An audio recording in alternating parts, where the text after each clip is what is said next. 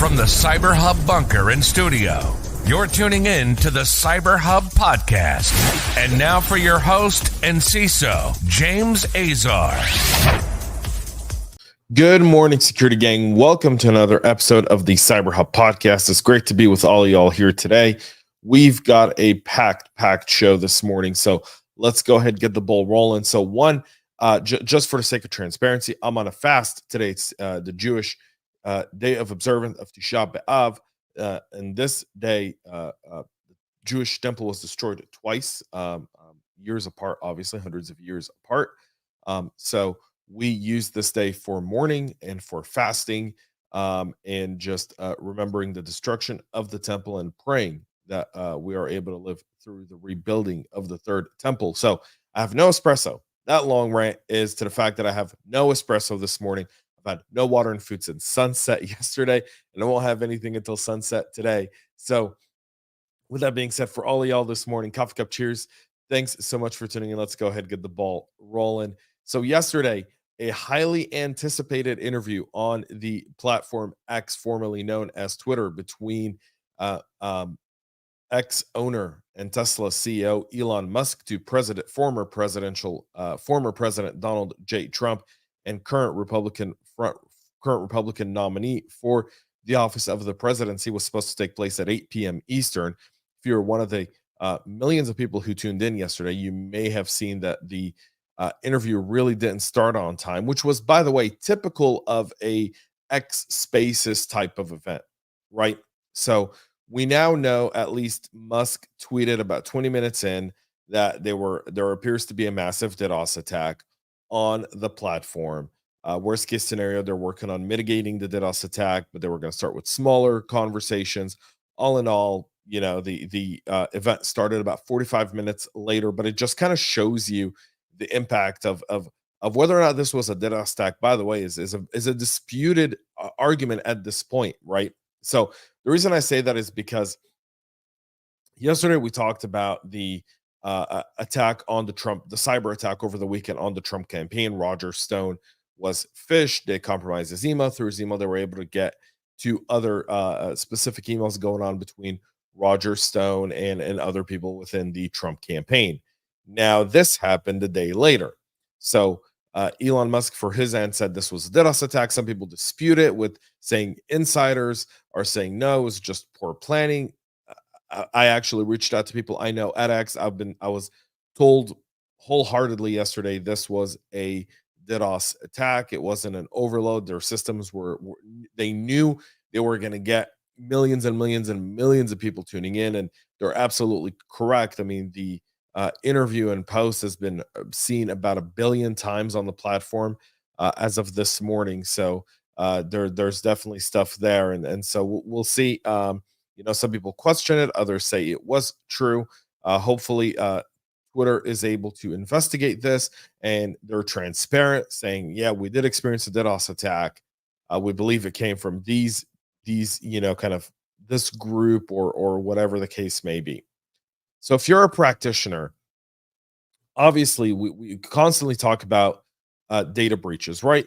But today I've got two back-to-back stories here. One about Henry Sheen, the other one about Loan Depot, where we're now seeing a sustained and prolonged breach recovery impacting financial results and company operations. So first of all, on a call with investors, CEO Stanley Bergman of Henry Sheen said that the recovery has been slower but consistent. They're getting a little bit better each month, and they expect to keep winning customers back, meaning they lost customers. The distributor of medical and dental supplies took systems offline in October of last year in response to a cyber incident, which may have exposed a PII of more than 29,000 people. Henry Sheen offered price discounts of up to 10 to 15% to customers that switched suppliers when the system went offline, according to Goldman Sachs back in December. So this is the exact use case security practitioners need to talk about when you get executive FaceTime and board FaceTimes. This is the type of use cases that helps you really kind of break down the impact of cybersecurity. Well, what if we lost a whole slew of customers? Because if you're an order type of business, And this is a great example of it. If you're a manufacturer, an order type of business, a distributor, this use case is a great way to have conversations, not the FUD, fear, uncertainty, and doubt. If we don't do this, this could happen to us, but rather if we just invested a few $1,000,000 more, if and when an incident happens, would be able to have better resiliency, would be able to recover. We probably wouldn't have these dragging fallout of a cyber attack on our organization. And this is the kind of talk we need to switch to as practitioners.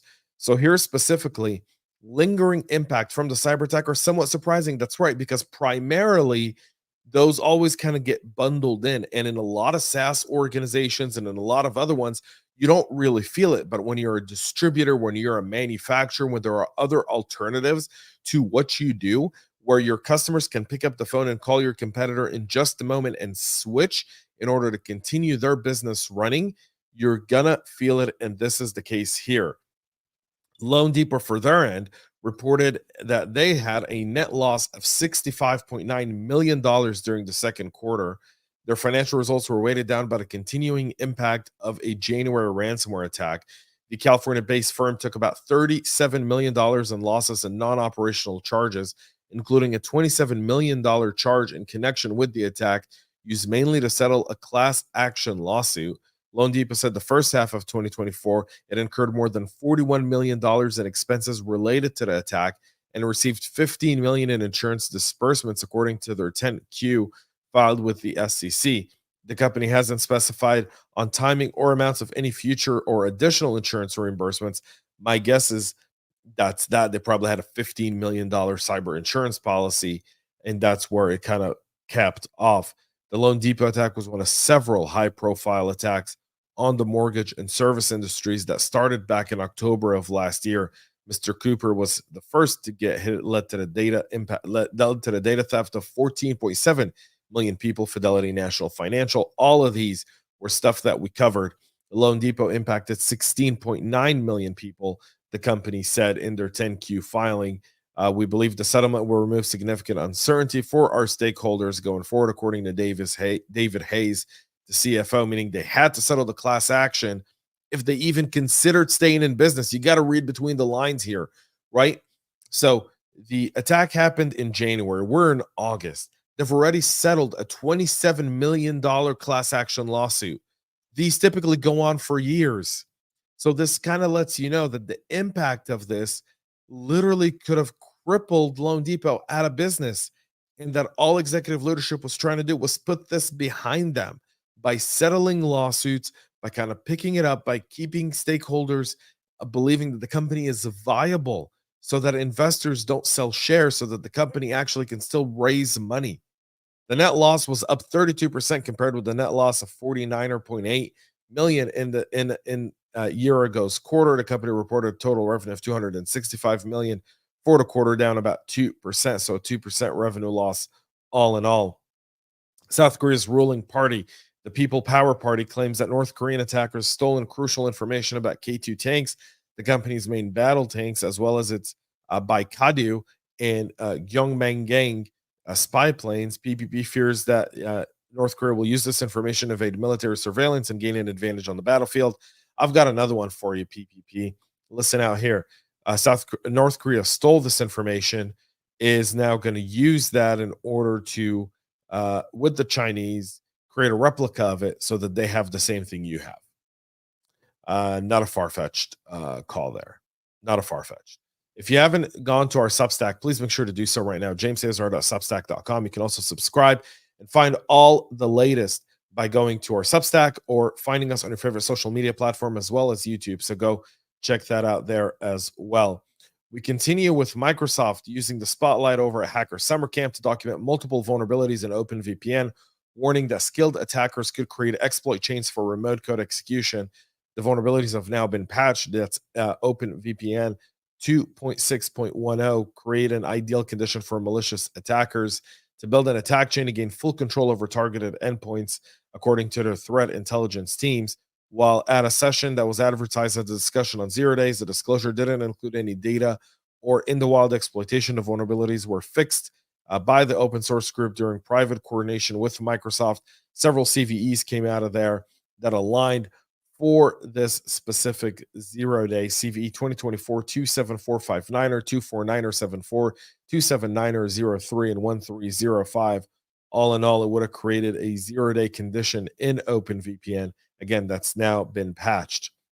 A recent analysis of two widely used technologies in residential and commercial solar power installation revealed multiple vulnerabilities in their cloud APIs, which, if exploited, would potentially have allowed attackers to take down parts of any connected power grid.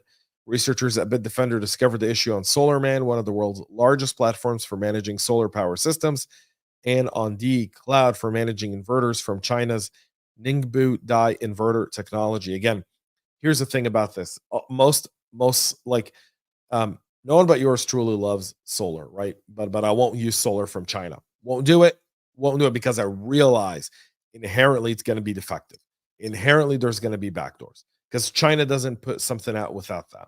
The world's largest platform, the inverter, is a device that converts the direct current DC electricity produced by solar powers into alternating current, the standard form used in homes and on the electrical grid. They also monitor and report on solar systems performance. In the grid-tied solar power systems, the inverter synchronizes the phase and frequency according to Bitdefender. Now, SolarMan's platform allows residential and commercial users of Dai and other inverter brands to remotely monitor the device in real time. Multiple vendors of other photovoltaic equipment also use the SolarMan platform to connect users to their respective products over the cloud, and the faulty cloud APIs connect the hardware to the user. These APIs have vulnerable endpoints that allow unauthorized third party to change settings or otherwise control the inverters and data loggers via vulnerable SolarMan and Dai platforms. Bitdefender, for instance, found that the SolarMan platform -OAuth 2S OAuth token API endpoint would let an attacker generate authorization tokens for any regular or business accounts on the platform. That means that they could just iterate through all the accounts, take over any of them, modify inverter perimeters, or change how the inverter interacts with the grid. And that's all in APIs. Again, API security remains top of mind. When just because everything is API doesn't mean all APIs are the same. You really, as a practitioner, you have to evaluate all APIs, especially ones in your home, especially if you're doing solar panels. So there's that. AMD is also warning of a high severity CPU vulnerability named Sinkhole that impacts multiple generations of its EPYC Ryzen and Threadripper processors. The vulnerabilities would allow attackers with kernel level Ring 0 privilege to gain Ring 2 privileges and install malware that becomes nearly undetectable. Ring -2 is one of the highest privileges levels on a computer, running above Ring -1, used for hypervisors and virtualization, and Ring 0, which is a privilege level used by an OS kernel. This privilege level is associated with modern CPU system management mode feature. It handles power management, hardware control, security, and other low-level operations required for system stability. The CVE 2023-31315 was rated a 7.5 on the CVSS scale. It was discovered by IO Active's Enrique Nisim and Krzysztof Okipeski, who named privilege elevation attack Sinkhole. Full disclosure will be presented at DEF CON over the weekend. The researchers reported that Sinkhole had passed undetected for almost 20 years, impacts a broad range of AMD chip models. So all in all, the several models are all impacted by this. You can actually see the list here. If you're listening, we'll put that on our Substack, so you can go check it out there, jamesazar.substack.com. So having kernel level access is a prerequisite for this, which makes it much more difficult to create, but nonetheless something to pay attention to. We're not going to celebrate this one. The Fed seized the Radar Dispossessor ransomware gang servers in the US and Europe. And because of the decentralized nature, they'll pop up under a different name in just a few weeks, mocking the FBI for taking down their servers. So just want to put that out there. And finally, the horrible cybercrime treaty that the worthless organization known as the United Nations has passed. And now it's going to go to General Assembly, potentially to be voted on next month in New York. The treaty, which passed on August 8th, will require a wide variety of companies, financial services, travel, technology, and telecom firms, not only to support domestic law enforcement, but to help with requests from treaty signatories, according to Nick Ashton Hart, head of Cybersecurity Tech Accord Delegation to negotiation. Unfortunately, the draft adopted doesn't resolve any of the issues they raised. Nope, it just lets them spy more and requires companies to comply. Talk about more uselessness coming from one of the useless organizations on planet Earth, the United Nations. They have no business doing cybercrime treaties. They have no business doing any sort of treaties. The United Nations has proven its worth to be absolutely zero. So with that being said, I hope the United States does not sign on to this treaty and rejects it wholeheartedly.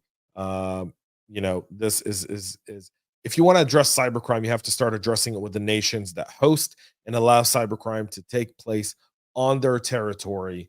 And you've got to address the root cause of the problem instead of passing more requirements for companies to comply with government without warrants, impacting human rights, people's right for privacy, and people's right to know what their information is, irregardless of what that is. And as cybersecurity practitioners, that should be top of mind for all of us, because our role is to protect the integrity of our company, protect the information of our employees, customers, shareholders, and partners, and keep value. And this cybercrime treaty violates all of those plus. That's it for our show this morning. We'll be back tomorrow, 9 a.m. Eastern live. Hopefully then I'll have an espresso with all of y'all after a long fast. Until then, have a great rest of your day, and most importantly, stay cyber safe.